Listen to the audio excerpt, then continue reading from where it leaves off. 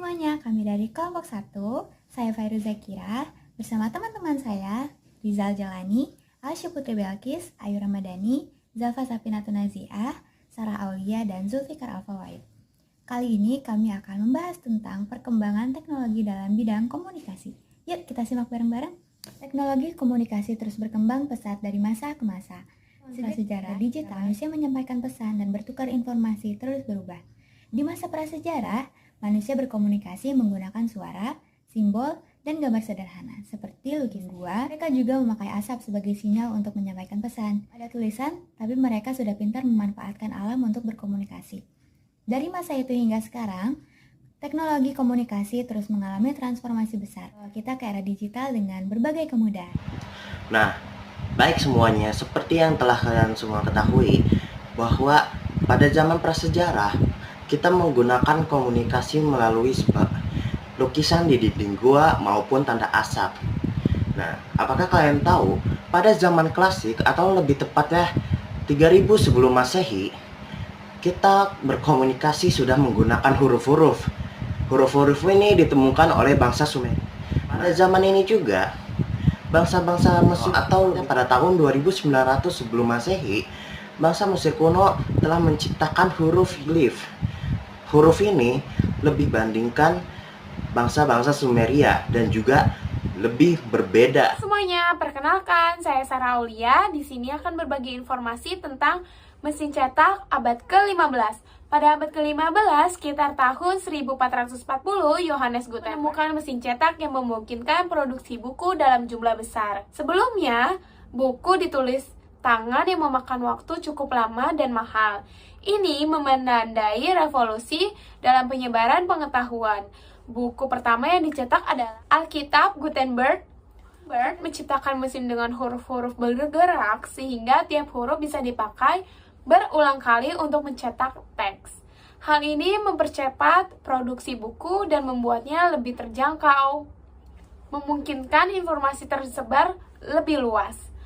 Penemuan ini mempercepat penyebaran pengetahuan, mendukung gerakan seperti reformasi Protestan, dan memicu perubahan besar dalam pendidikan dan budaya di Eropa.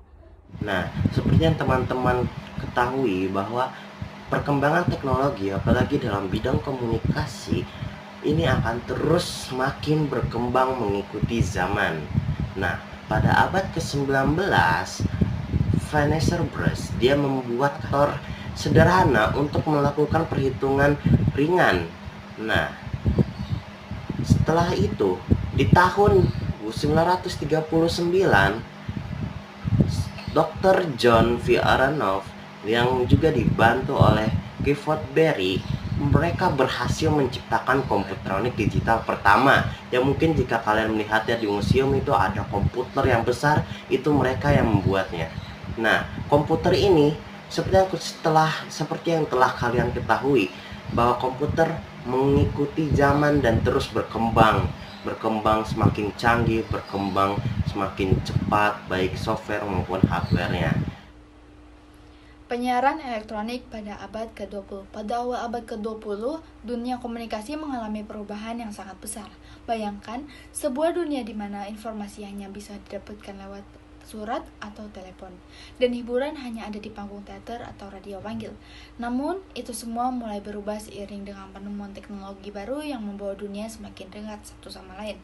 Pada tahun 1920-an, radio pertama kali digunakan untuk siaran publik. Sebelumnya, radio hanya digunakan sebagai alat komunikasi jarak jauh untuk pengiriman sinyal.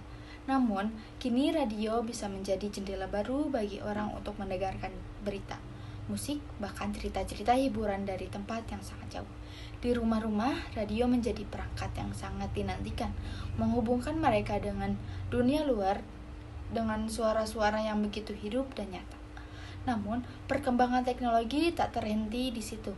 Pada tahun 1990-an, televisi muncul sebagai penemuan yang mengubah segalanya. Bayangkan itu gambar bergerak yang dikomunikasikan dengan suara pertama kali tampil di layar kaca, membawa sebuah dunia baru bagi masyarakat. Tahun 1950-an, televisi mulai populer di seluruh dunia. Kini, selain mendengarkan berita atau mendengarkan musik, orang-orang bisa melihat wajah para para penyiar, melihat gambar langsung dari kejadian-kejadian penting dan menikmati hiburan visual yang sebelumnya hanya bisa mereka bayangkan. Dari sinilah penyiaran elektronik mulai perjalanan panjangnya menghubungkan dunia dengan cara yang belum pernah dibayangkan sebelumnya. Radio dan televisi bukan hanya sekedar teknologi, tetapi menjadi bagian dari kehidupan sehari-hari, mengubah cara kita berkomunikasi, mendapatkan informasi, dan menikmati dunia hiburan. Perjalanan panjang teknologi penyiaran ini bukan hanya mendatangkan suatu kemajuan dalam hal perangkat, tetapi juga dalam cara kita memahami dunia, menjalin hubungan, dan berhubungan satu sama lain. Dari gelombang suara yang melintasi udara hingga gambar-gambar yang bergerak di layar kaca. Abad ke-20 membawa kita pada era komunikasi yang tak pernah terbayangkan sebelumnya.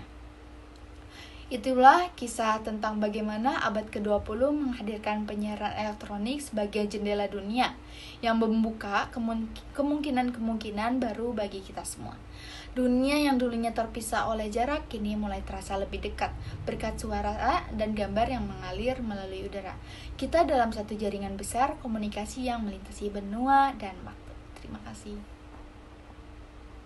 Internet dan komunikasi digital pada akhir abad 20 dan pada abad 21. Internet menjadi salah satu penemuan terbesar dalam bidang komunikasi. Pada tahun 1960-an, ARPANET yang merupakan cikal bakal internet pertama kali dikembangkan untuk kebutuhan militer. Pada tahun 1990-an, dengan munculnya World Wide Web atau WWW, internet menjadi akses umum yang mengubah cara manusia berkomunikasi, bekerja, dan mengakses informasi. Kemudian munculnya email, pesan instan, dan sosial media seperti Facebook dan Twitter mengubah komunikasi personal dan profesional secara drastis.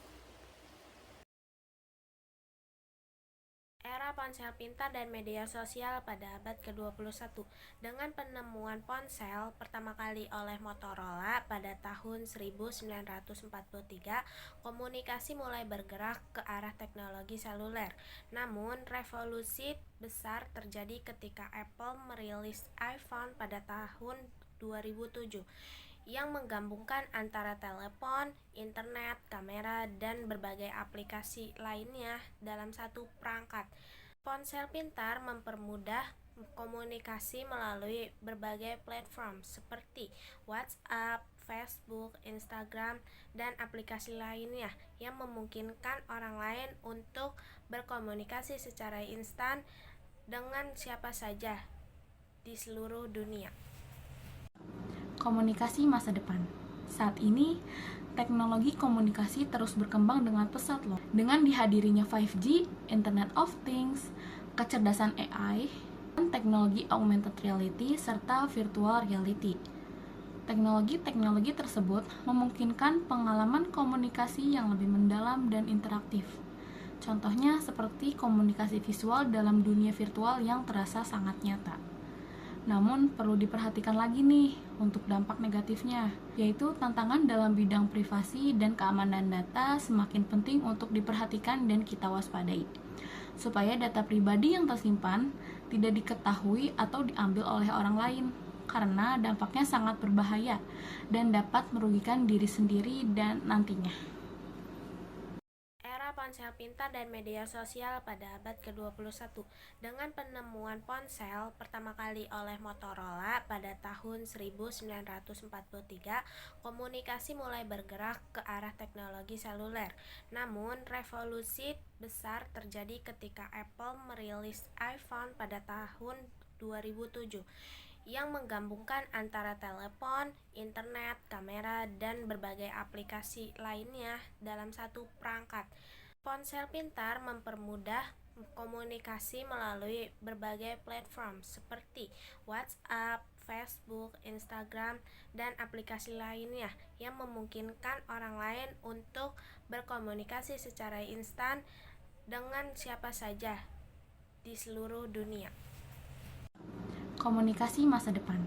Saat ini, teknologi komunikasi terus berkembang dengan pesat loh. Dengan dihadirinya 5G, Internet of Things, kecerdasan AI, dan teknologi augmented reality serta virtual reality.